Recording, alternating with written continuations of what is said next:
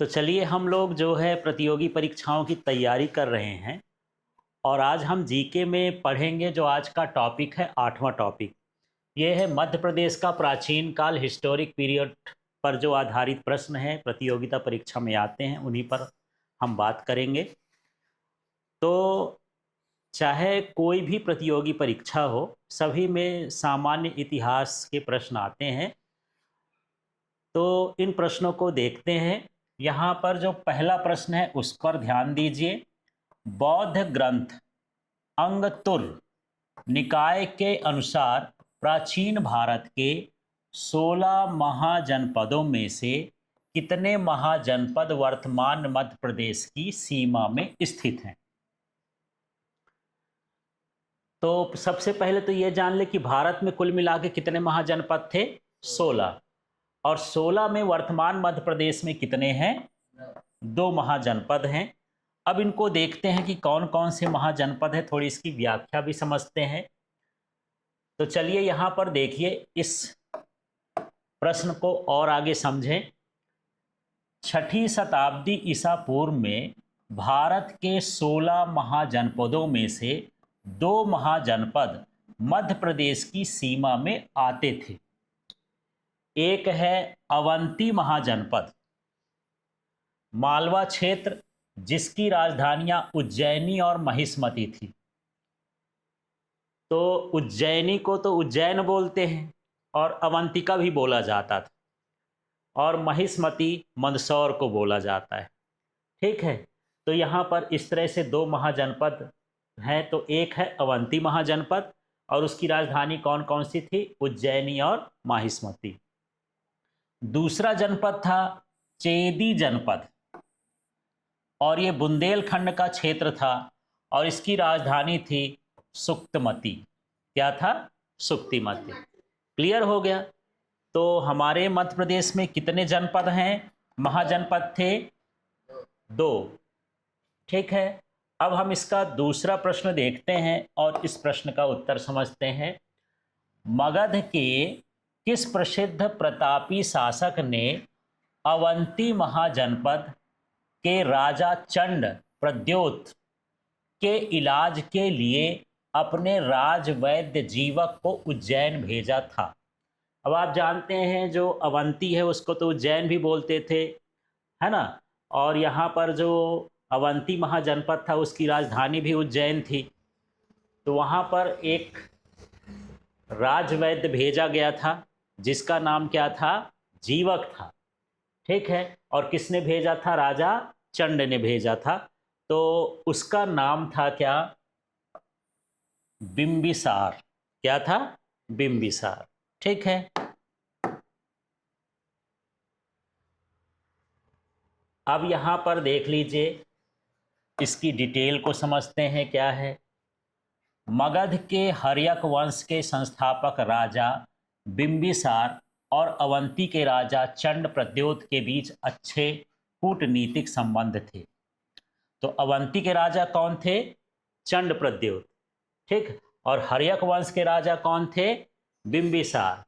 ठीक है, जब राजा प्रद्योत पीलिया जॉन्डिस रोग से ग्रसित हो गए थे, तब बिंबिसार ने अपने प्रसिद्ध और कुशल राजवैद्य जीवक को उनके इलाज के लिए भेजा था। समझ में आ गया? इसके बाद हम यहाँ पर इसका अगला प्रश्न देखते हैं। ये प्रश्न है हमारा तीसरा। प्रश्न क्या है इसको समझें।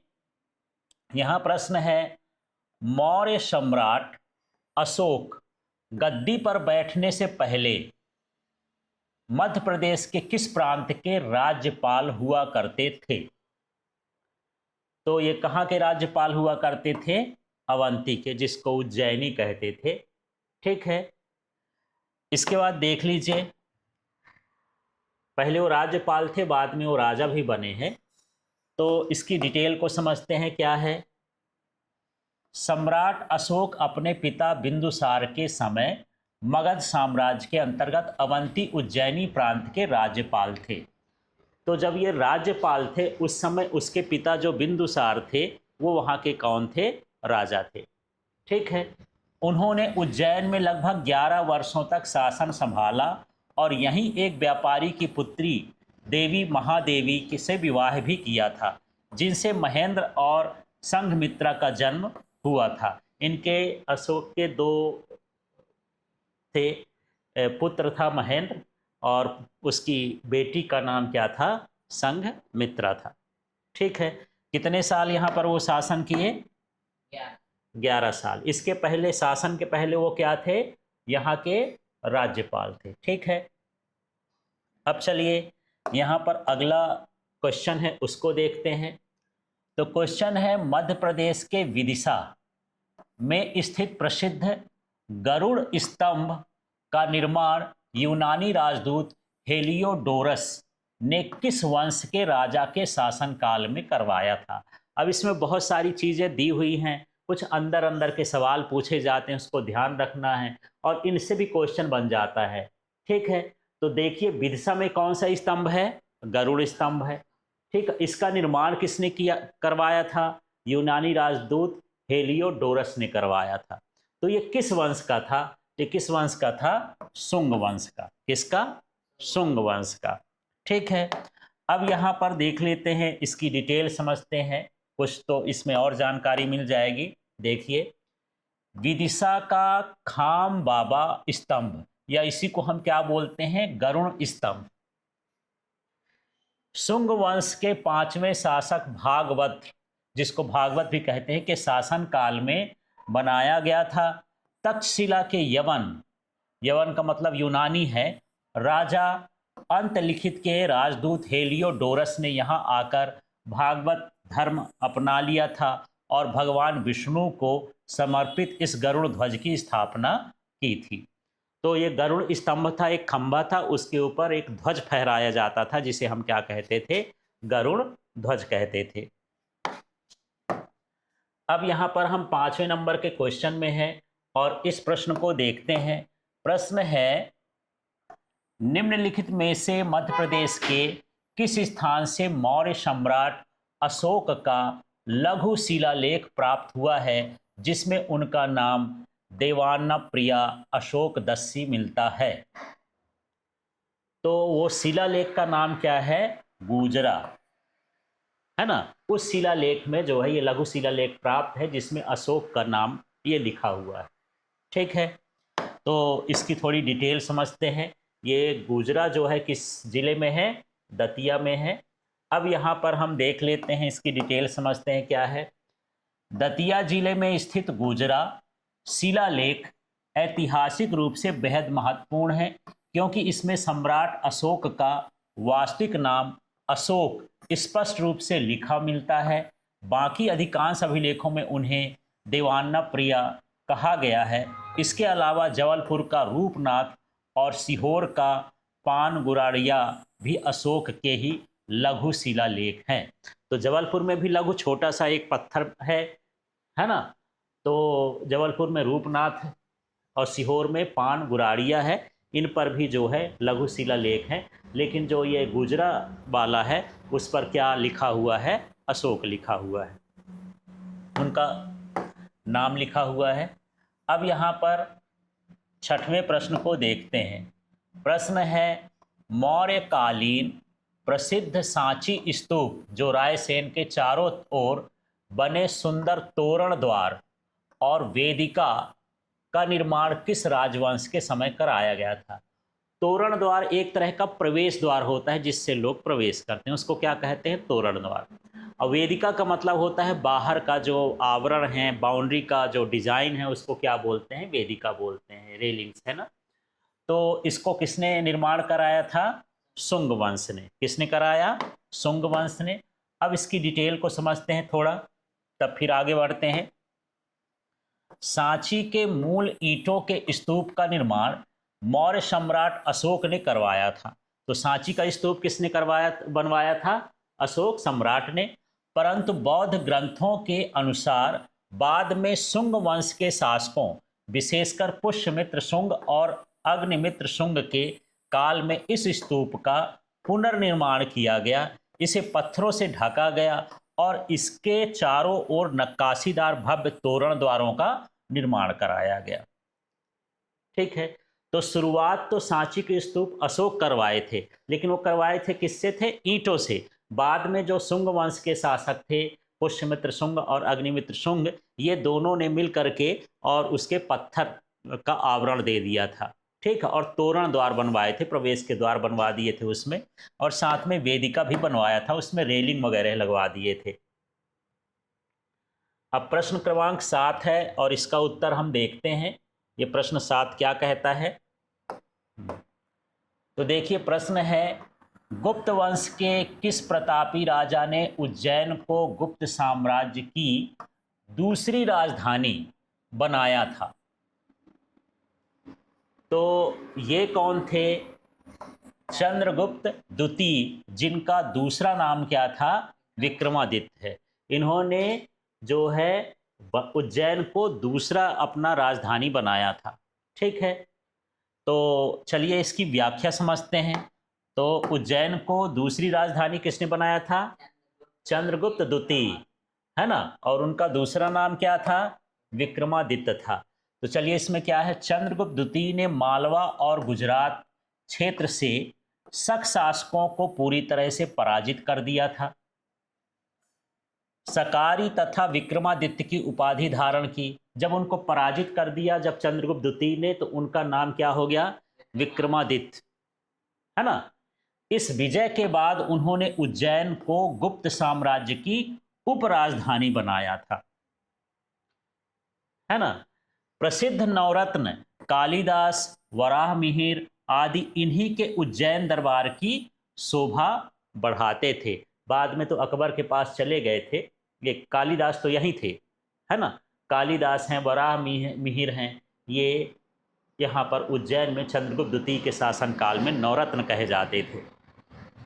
तो जानते हैं कालिदास एक कवि थे, है ना, और जो वराह मिहिर है एक ज्योतिषाचार्य थे और गणितज्ञ भी थे।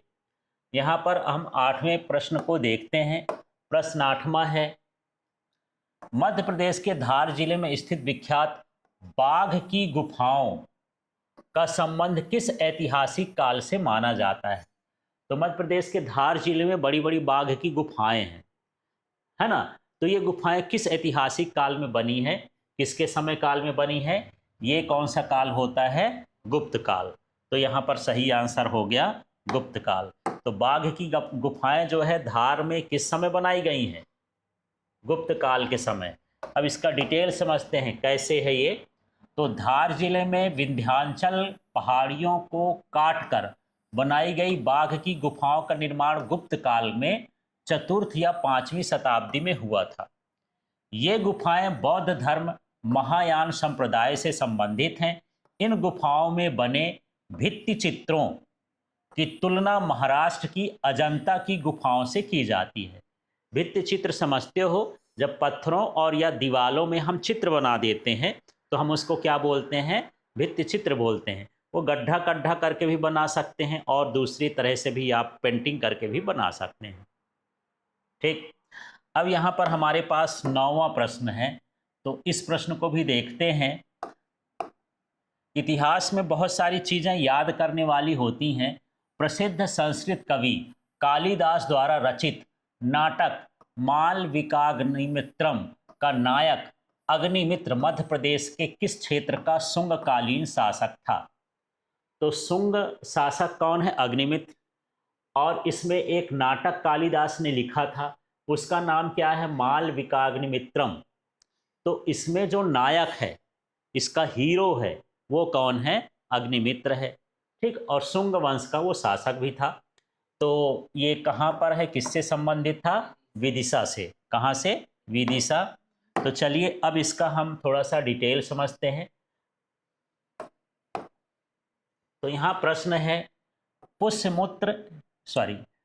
पुष्यमित्र शुंग के पुत्र अग्निमित्र शुंग का साम्राज्य के पश्चिमी प्रांत विदिशा का शासक गोप्ता बनाया गया था। शासक को गोप्ता भी बोलते हैं।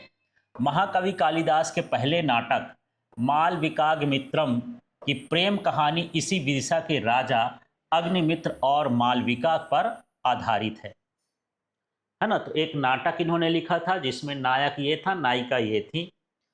अब चलिए आगे का क्वेश्चन देखते हैं। ये 10वां क्वेश्चन है और आज का अंतिम क्वेश्चन, इसको हम देख लेते हैं। तो ये है, गुप्तकालीन संस्कृति का प्रसिद्ध केंद्र उदयगिरी की गुफाएं मध्य प्रदेश के किस जिले में स्थित हैं, जहां भगवान विष्णु के वराह अवतार की विशाल प्रतिमा है। तो ये भी कहाँ पर है, विदिशा में। अब इसका थोड़ा डिटेल देखते हैं और इसको समझते हैं। तो देखिए, उदयगिरी की विशेष 20 प्रसिद्ध गुफाएं विदिशा जिले में स्थित हैं, जिनका निर्माण गुप्त राजा चंद्रगुप्त द्वितीय के मंत्री वीरसेन के काल में हुआ था। यहाँ की गुफा संख्या 5 में भगवान विष्णु के वराह अवतार की पत्थर को काटकर बनाई गई बेहद भव्य प्रागैतिहासिक प्राचीन मूर्ति स्थापित है, जो गुप्तकालीन वास्तुकला का बेजोड़ नमूना है। तो इस तरह से इतिहास के प्रश्न थे। इतिहास में बहुत सारी चीज़ें नोट करने वाली होती हैं, क्योंकि ये अक्सर भूल जाता है, इसलिए एक पॉइंट बना बना करके आप इन्हें नोट करिएगा और इनको बार बार पढ़िएगा। जब भी आपको ज़रूरत पड़ेगी, एमपीपीएससी का एग्ज़ाम हो, एसएससी का एग्ज़ाम हो, जिनमें जो है सामान्य ज्ञान आता है एमपी का, उसमें इतिहास से भी रिलेटेड सब सवाल आते हैं। तो इसको बड़े ध्यान से पढ़ना है। इस चैनल को सब्सक्राइब कर लीजिए और शेयर कर दीजिए।